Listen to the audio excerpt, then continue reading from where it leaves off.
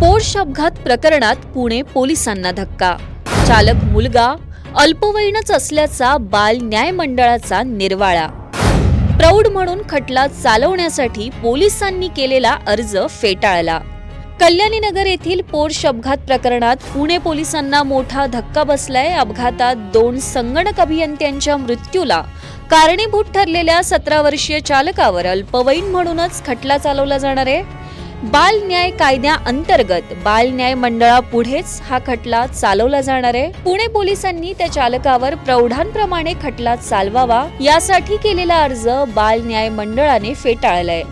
आरोपी हा घटनेच्या वेळी अल्पवयीन होता आणि त्याला प्रौढ म्हणून खटल्याला सामोरे जाऊन शिक्षा देणं योग्य ठरणार नाही असं मंडळाने स्पष्ट केलंय.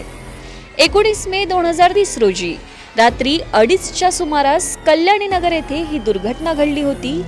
महागड्या पोर्श कारने 2 दुचाकीस्वार संगणक अभियंत्यांना जबर धडक दिली. या अपघातात दोघांचा जागीच मृत्यू झाला. पोलीस तपासात असे निष्पन्न झाले की अपघातावेळी वाहन चालवत असलेला आरोपी 17 वर्षांचा होता आणि त्याने त्याआधी पबमध्ये मद्यपान केलेलं.